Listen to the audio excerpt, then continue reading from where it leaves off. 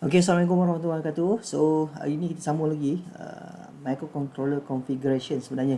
So, microcontroller configuration ni sebenarnya berada dalam NOS EE021 ataupun Electronic Industry tahap 4 sebenarnya. Okay, so dia akan duduk di unit ataupun di CU06. Okay, so kita pergi kepada next. So, pengenalan. So, dalam CU06 ni sebenarnya dia ada beberapa work activity. Okay, so antara topik-topik yang saya akan terangkan adalah mengenai dengan pengenalan kepada sistem microcontroller. Okay, so dalam topik pengenalan pada microcontroller tadi, saya akan terangkan ciri-ciri microprocess. So perbezaan antara microkomputer dan juga micro pengawal ataupun microcontroller, kelebihan microprocess dan juga microcontroller, jenis-jenis microprocess dan juga micro pengawal sebenarnya. So topik ini topik permulaan. Okay, kalau video sebelum ni saya dah pergi ke dekat tengah-tengah dah. Okay, saya dah terangkan sikit mengenai dengan dia punya apa ni, pengenalan. Alright, so kita pergi yang pertama, pengenalan microprocessor versus microcontroller. Okay, apa yang dimaksudkan microcontroller, apa yang dimaksudkan dengan microprocessor. So sebenarnya teknologi microprocessor ni dah diperkenalkan sejak tahun 1970-an. Okay, lebih kurang tahun 1970 macam tu bermula era 1970. So penghasilan daripada ataupun lanjutan daripada teknologi microprocessor ni baru wujudnya microcontroller. Okay, daripada lanjutan daripada teknologi processor tadi baru wujudnya microcontroller. Kenapa microprocessor dulu baru ada microcontroller? Nanti saya akan terangkan. So microcontroller tadi dia sebenarnya kurang dikenali kalau nak dibandingkan dengan microprocessor. Sebab microprocessor ni kita tahulah dari segi prosesor. Komputer gunakan prosesor, handphone, kalau smartphone dah gunakan prosesor. So dia lebih banyak digunakan pada ataupun elektronik punya device lah, peranti-peranti device yang smartphone, smartphone, komputer, tab, macam-macam. So microcontroller ni kurang orang kenal lah. Okay, so microprocessor saya akan terangkan perbezaan antara ketiga-tiga ni tadi. So saya pergi yang pertama adalah microprocessor. So microprocessor ni kalau kita tengok gambar yang ada di bawah tu, dia ada bermacam-macam jenis lah. So yang famous ataupun yang familiar, kalau dalam komputer kita ada Intel, kita ada AMD, kita ada Celeron, lepas tu kita ada, kalau dekat phone kita ada, kalau Apple punya processor. Kalau dekat phone pun, smartphone, kita ada Qualcomm dan macam-macam lagi lah. Okay, processor itu semua adalah processor. So processor tadi dia merupakan unit pemprosesan berpusat ataupun central processing unit, ataupun nama lain dia yang kita biasa dengar adalah CPU lah. So dia banyak digunakan dalam komputer sebenarnya. So kegunaan utama dia sebenarnya processor tadi dia nak angkut, nak bawa data, dia nak execute ataupun nak buat pengiraan yang panjang pada sesebuah data. Seterusnya dia simpan pengiraan tersebut pada kumpulan peranti simpanan dan juga memaparkan keputusan untuk penggunaan umum lah.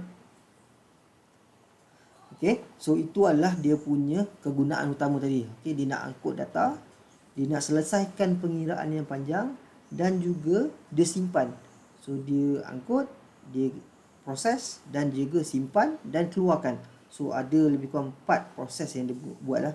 Okay, so program yang digunakan tadi dia simpan dalam satu kumpulan peranti simpanan dan dihantar kepada RAM. Sebaik saja dia dah buat kerja dia lah, dah dikendalikan. So microprocess ni ataupun processor tadi direka agar ianya boleh dikembangkan untuk tujuan mendapat tempat di pasaran sebenarnya. Kalau kita tengok persaingan yang hebat antara processor ni, makin lama makin nampaklah dari segi teknologi tu ada peningkatan.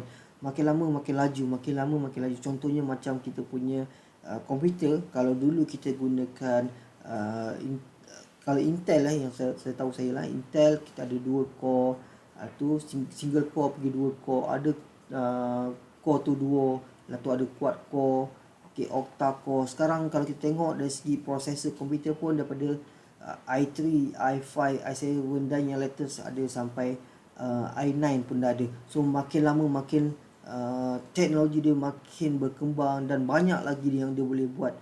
Okay. Okay, so seterusnya microkomputer. Okay, ni microkomputer lah. Komputer semua orang tahu. Cuma micro tadi adalah komputer yang kecil. Okay, tetapi benda yang sama, dia masih mempunyai ingatan ataupun ROM, RAM, decoder, oscillator, input and output device. Lepas tu dia ada floppy disk, monitor, keyboard. Okay, itu adalah sebiji komputer lah, semua orang tahu. Ini general. Okay, ini familiar dengan kita dan general sangat. Okay, sebuah komputer dia ada keyboard, microprocessor, dia ada ROM, RAM, input output dan juga ada display. So kalau kita tengok dekat gambar rajah bawah ni, microkomputer sebenarnya dia sama lebih kurang dengan komputer biasa, tapi kerja dia agak kecil sikit lah kalau nak dibandingkan desktop komputer ataupun server punya komputer. Okay, yang boleh buat kerja lagi hebat. Okay. So contohnya kalau kita tengok dekat post system ataupun dekat cashier, dia menggunakan komputer, microkomputer yang kerjanya hanya untuk membuat pengiraan saja. Okay. Dia tak buat kerja lain pun. Kerja dia tu. Contohnya macam dekat bank. Okay. Dekat bank pun, dekat ATM machine pun dia ada menggunakan komputer, tapi komputer dia hanya untuk tujuan tertentu saja. Okay. Itu kita namakan sebagai microkomputer lah. Okay, seterusnya adalah microcontroller. Okay, dia lebih hebat sikit daripada microprocessor. Kita tengok tadi microkomputer tadi. Kalau microcontroller ni, kalau kita tengok dalam gambar rajah, blok belah kanan atas ni saya tunjuk ni, satu segi empat tu dalam dia ada banyak. So segi empat tu mewakili dia punya chip. So dalam satu chip tu dia ada CPU, dia ada IO port, dia ada RAM, dia ada ROM, dia ada counter, dia ada timer. So dia lebih, kalau kita tengok dia sebiji sama macam komputer.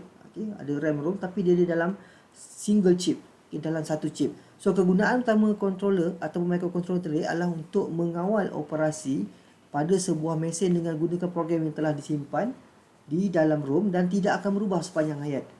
Okay, sistem tersebut lah. Okay, reka bentuk microcontroller terdiri pada set-set arahan yang terdiri daripada pelbagai byte yang boleh dilaraskan dan juga fleksibel sebenarnya. So set arahan ini bekerja dalam configuration perkakasan yang membolehkan jumlah yang besar pada ingatan dan IO dihubungkan kepada pin, data bus dan juga address bus pada package litar terkamil ataupun dalam IC. Okay, so IC ni tadi dia punya pin saja yang akan menghubungkan dengan dia punya microcontroller. Okay, hanya ada pin yang keluar. Okay, so ciri-ciri dia sama macam komputer tetapi dia dalam sebuah IC. So dalam tu masih ada ROM, RAM, IO dia, dengan counter, dengan timer. Okay, memang sama sebiji, cuma dia dalam satu chip. Okay, so kalau dalam phone, dalam microcontroller tadi, dia lebih kurang sama macam sebiji komputer tapi dalam single chip lah, dalam satu IC. Okay, so ini perbezaan antara microprocessor dan juga microcontroller. Okay, nampak dia punya perbezaan. Kalau microprocessor, dalam dia hanya ada ALU ataupun arithmetic logic unit, dia ada control unit dan juga ada register. Tapi kalau kita tengok dekat microcontroller ni, okay, dia ada CPU.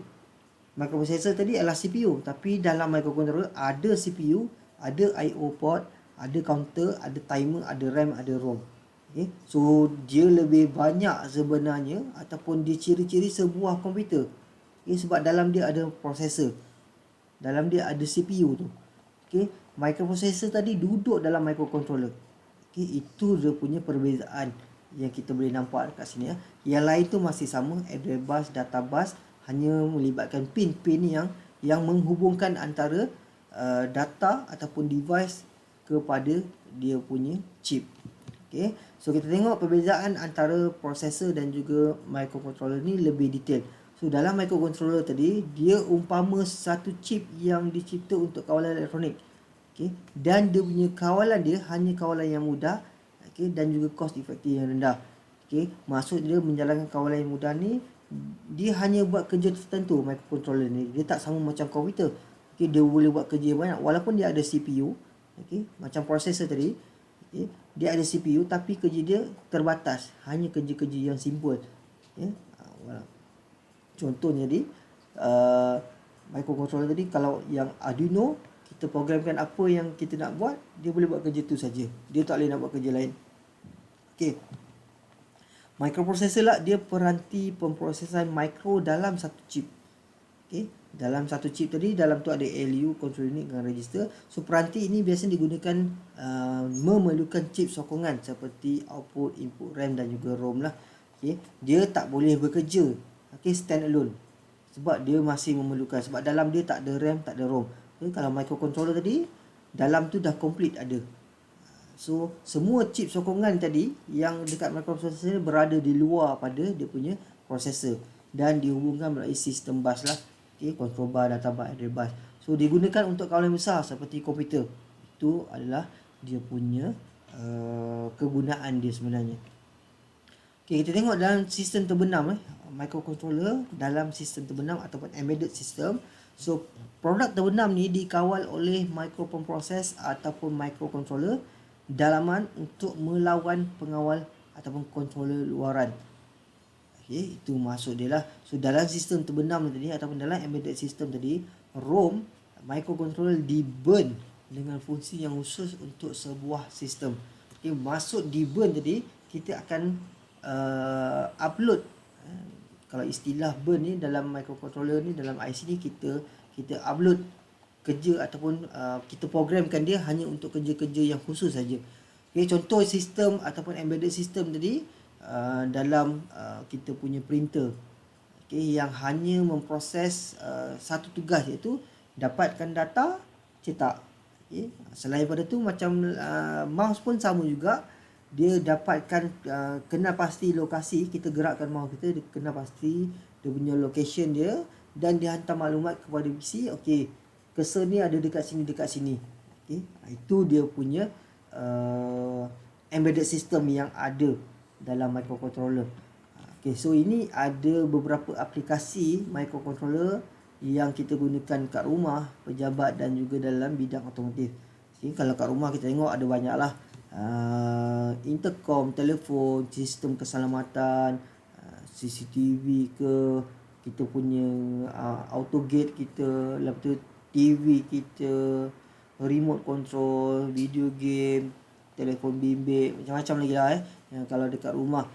Kalau kat pejabat masih benda yang sama juga, telefon, komputer, photostat machine, kita punya laser jet printer, color printer, scanner, semua menggunakan microcontroller. Okay, sebab dia membuat kerja-kerja yang khusus. Okay, kalau dalam bidang otomotif lah, ECU tu, Electronic Controller Unit. Okay, so dia yang ECU, Electronic, kalau tak silap saya, Electronic Controller Unit lah. So kerja kawalan-kawalan elektronik tadi menggunakan microcontroller. Okay, ada ABS, ada engine punya sensor, lepas tu macam-macam sensor lagi lah. Okay, kalau kita tengok dari segi teknologi kereta yang terkini, dah banyak menggunakan sensor lah. Push button pun dah digunakan. Kalau dulu kita just crank saja dah boleh pakai, tapi sekarang kena ada push button. So kalau kita tak tekan brake, dia tak boleh nak start lah. Okay, so benda tu semua banyak menggunakan kawalan elektronik. So ada kawalan kita akan gunakan controller sebenarnya. Okay, so itu adalah aplikasi yang digunakan ataupun menggunakan microcontroller sebenarnya. Okay, dalam bidang otomotif, dekat pejabat, dekat rumah. Okay, so ini penerangan yang simple saya boleh jelaskan. So seterusnya tugasan saya akan bagi untuk kalau nak cuba boleh tengok dekat link bawah, saya akan letakkan tugasan. Okay, itu saja perkongsian saya mengenai dengan pengenalan kepada microcontroller, microprocessor dan juga microkomputer. Jumpa lagi insyaAllah. Assalamualaikum.